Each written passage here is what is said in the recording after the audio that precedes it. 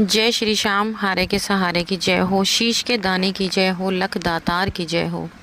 दोस्तों, उम्मीद करती हूँ श्याम बाबा के आशीर्वाद से, श्याम बाबा की कृपा से आप और आपका परिवार कुशल मंगल होगा और श्याम बाबा की कृपा हमेशा अपने भक्तों पर ऐसे ही बनी रहे। श्याम बाबा हमेशा अपने भक्तों का ऐसे ही कल्याण करते रहे। दोस्तों, जो भी लोग हमारे वीडियोस को देख रहे हैं, जो नए लोग हमारे चैनल से जुड़ रहे हैं, सबसे पहले वो हमारे चैनल को सब्सक्राइब कर बेल आइकन को ज़रूर प्रेस कर लें, क्योंकि हम लेकर आते हैं अपने चैनल पर श्याम बाबा से जुड़ी जानकारियाँ, श्याम बाबा के सत्य चमत्कार और बाबा श्याम के सत्य अनुभव, जो हम आप सभी लोगों के साथ शेयर करते हैं। और आप भी हमारी वीडियोस को आगे ज़्यादा से ज़्यादा शेयर कीजिए, ताकि और भी लोग श्याम बाबा से जुड़ सकें, बाबा की कृपा पा सकें। तो चलिए दोस्तों, ज़्यादा देरी ना करते हुए वीडियो को शुरू करते हैं। दोस्तों, क्या हुआ जब एक भक्त श्याम बाबा के दरबार में नाचने लगा, झूमने लगा। लोगों को लगा कि पता नहीं इसको क्या हो गया।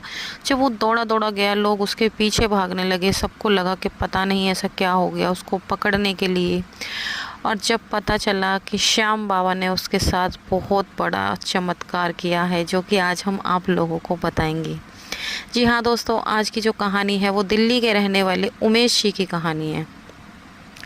मैं आपको बता दूं, उमेश जी 3 भाई और 2 बहनें हैं। उमेश जी एक मिडिल क्लास से हैं।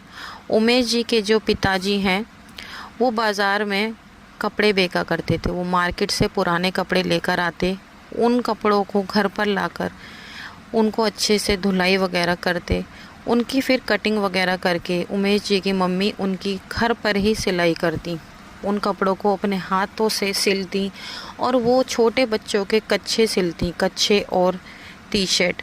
वो उन कपड़ों में से इस तरीके से डिज़ाइनर कपड़े घर पर ही सिलती। फिर उन सिले हुए कपड़ों को लेकर उमेश जी के पिताजी बाज़ार जाते और बाज़ार में जाकर वो पटरी लगाते। पटरी पर वो उन कपड़ों को बेचते। उमेश जी के माता पिता ने उमेश जी के बचपने में बहुत ही ज़्यादा स्ट्रगल किया, बहुत ज़्यादा मेहनत की। उमेश जी के जो 2 बड़े भाई हैं, उमेश जी सबसे छोटे हैं। उमेश जी के जो 2 बड़े भाई हैं, उनके एक बड़े भाई वो शेयर मार्केट में काम किया करते थे, जिस वजह से उन्होंने शेयर मार्केट में काफ़ी ज़्यादा पैसा इन्वेस्ट किया, पर उनको कोई प्रॉफिट नहीं हुआ। उससे उन्होंने काफ़ी ज़्यादा नुकसान हासिल किया। उमेश जी के माता पिता ने काफ़ी ज़्यादा मेहनत करके उनके बड़े भाई हरी और छोटे भाई विनोद दोनों की शादी कर दी। दोनों की शादी बहुत ही अच्छे से धूमधाम से उन्होंने शादी की। जो उनसे जो बड़े भाई हैं, बीचले भाई हैं, उनका अपना खुद का बिजनेस है, वो भी कपड़ों का व्यापार करते हैं। और उमेश जी पढ़ाई कर रहे थे। उमेश जी को अभी कुछ ऐसा काम नहीं मिला था, वो अपने पढ़ाई पर फोकस कर रहे थे। उमेश जी से उनके माता पिता को बहुत ज़्यादा उम्मीद थी। उन्हें लग रहा था उमेश को हम पढ़ा रहे हैं, लिखा रहे हैं, शायद उमेश अपनी लाइफ में कुछ ना कुछ करेगा, कुछ ना कुछ बनेगा, जिससे हम अपनी बेटियों की शादी बहुत अच्छे से करेंगे। उनकी दोनों बहनें जवान हो गई थी और अब उमेश जी की पढ़ाई भी पूरी हो गई थी। अब उमेश जी के माता पिता को बस यही उम्मीद थी कि उमेश जी की कहीं पर नौकरी लग जाए तो हमारे घर के हालात और अच्छे से सुधर जाएं।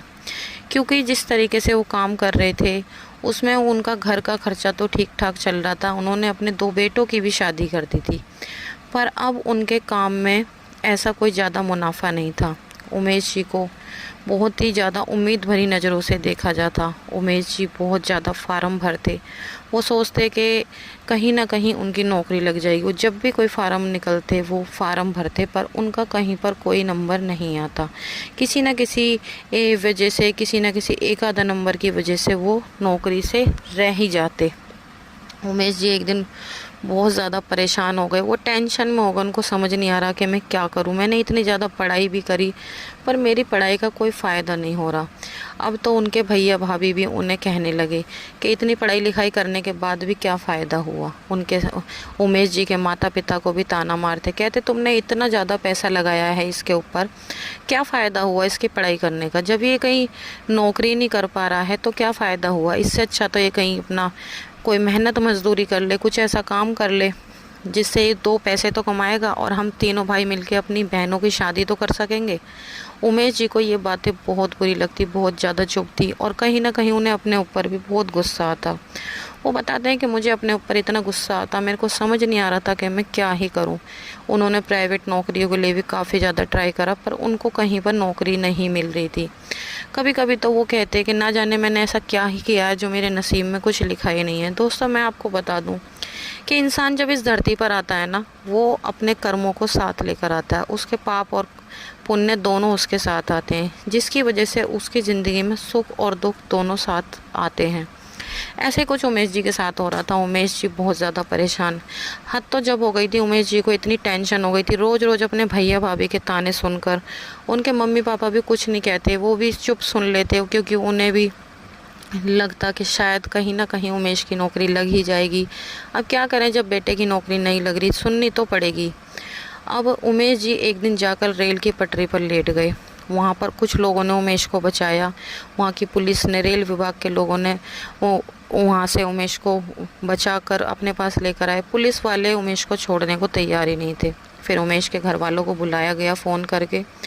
जब उमेश को उनके घर वालों के हवाले किया गया, जब भी उमेश के घर वालों ने कहा कि बेटा तो ये क्या करने जा रहा था, उमेश ने कहा कि बस मैं अपनी ज़िंदगी से थक चुका हूँ, अब मेरे पे कुछ नहीं हो पा रहा, मैं परेशान हो गया हूँ, मैं तुम्हारे लिए कुछ कर नहीं पा रहा। तुम लोगों ने मुझे इतनी मेहनत मजदूरी करके पढ़ाया लिखाया, पर मैं कुछ नहीं कर पा रहा। उसके भैया भाभी कहने लगे, और तुम कर ही क्या सकते हो, मरने के सिवा और कुछ तुम्हारे पास चारा ही नहीं है, क्योंकि तुम बुज़दिल हो ना, इसलिए इस तरीके की वो ताने मारने लगे, इस तरीके की बातें उमेश को बोलने लगे। उमेश अंदर से पूरी तरह टूट चुका था। एक दिन उमेश रात को लेटा हुआ था। उमेश को भगवान पर बहुत विश्वास था, लेकिन उस वक्त वो भगवान को भी पूरी तरह भूल चुका था। वो भगवान को याद ही नहीं कर पा रहा था अपनी टेंशन की वजह से। एक दिन वो लेटा लेटा ऐसे ही फ़ोन चला रहा था। फ़ोन चलाते चलाते एक दिन उसके सामने ऐसी ही सत्य घटना की कहानी आती है, श्याम बाबा की। उमेश उस कहानी को सुनता है। उमेश को काफ़ी थोड़ा अच्छा लगता है, उसको हिम्मत मिलती है कि शायद हाँ कुछ तो है। फिर उसने एक के बाद एक ऐसी 3-4 स्टोरियाँ सुनी और उमेश को थोड़ी हिम्मत मिली। उमेश को लगा कि जब ये श्याम बाबा औरों की ज़िंदगी संवार सकते हैं तो मेरी भी संवार सकते हैं। उमेश ने जब भी गूगल पर ट्राई करा कि कहाँ पर इनका मंदिर है, उमेश ने अगले ही दिन अपने मम्मी पापा को बताया कि मम्मी पापा ऐसे ऐसे राजस्थान में एक मंदिर है और देखो। उन्होंने अपने मम्मी पापा को भी वो सुनाई और उनके मम्मी पापा ने भी कहा कि बेटा अगर ऐसी ही बात है, अगर ये सच में ही चमत्कार करते हैं तो तू भी एक बार ही हुआ बाबा के दरबार। तो उमेश फिर श्याम बाबा के दरबार के लिए निकल गया और श्याम बाबा के दरबार पहुंचा।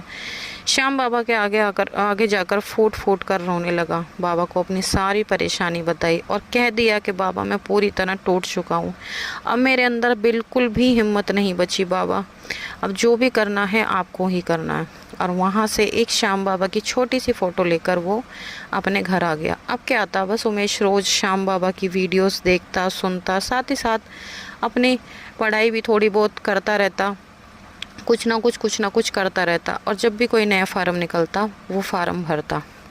अब की बार जब उमेश ने फार्म भरा था तो उमेश के साथ श्याम बाबा ने बहुत बड़ा चमत्कार किया, जिसे उमेश को यकीन भी नहीं हो रहा था कि आखिर ये कैसे हो गया। अब की बार उमेश ने मेट्रो के इंजीनियरिंग में उसने फार्म भरा था।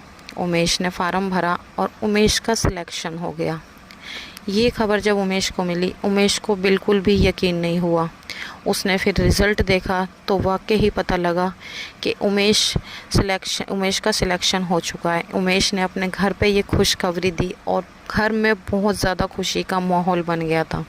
उमेश ने कहा कि मम्मी पापा ये सिर्फ़ और सिर्फ मेरे श्याम बाबा का चमत्कार है, नहीं तो मैंने इतने फार्म भरे थे, मुझे तो उम्मीद ही नहीं थी कि शायद मेरी कहीं पर नौकरी लगेगी भी। और आज श्याम बाबा की कृपा से उमेश की दिल्ली मेट्रो में जॉब लगी हुई है, वो मेट्रो चलाते हैं और आज उनकी करीब 2.5 लाख रुपए सैलरी है। अब उमेश ने अपने ही पैसों से एक बहुत अच्छा बड़ा घर खरीदा है, जिसमें वो अपने मम्मी पापा के साथ रहते हैं और उन्होंने अपनी दोनों बहनों की शादी भी बहुत ही ज़्यादा धूमधाम से की। और अब हाल ही में उमेश जी की भी जल्दी शादी होने वाली है। तो दोस्तों, ऐसे हैं हमारे श्याम बाबा। जब श्याम बाबा चमत्कार करते हैं ना तो अच्छे अच्छों की ज़िंदगी बदल जाती है। जो भी श्याम बाबा के दरबार में जाता है ना, जो उनके हाथों की लकीरों में नहीं भी होता वो भी श्याम बाबा देते हैं। कहते हैं कि जो भी बाबा के दरबार जाता है उनके हाथों की लकीरें भी बदल जाती है। तो दोस्तों ये बात बिल्कुल सच है। अगर कोई भी आप में से कोई भी हिम्मत हार चुका हो, टूट चुका हो, चाहे वो किसी भी चीज़ को लेकर हो, आप एक बार श्याम बाबा के दर्शनों के लिए ज़रूर जाएं और बाबा से अपनी अर्जी लगाएं। आपकी अर्जी ज़रूर स्वीकार होगी। तो चलिए दोस्तों, आज की ये सत्य कहानी यहीं पर समाप्त होती है। कल मिलते हैं एक और नई सत्य घटना के साथ। जब तक के लिए जय श्री श्याम।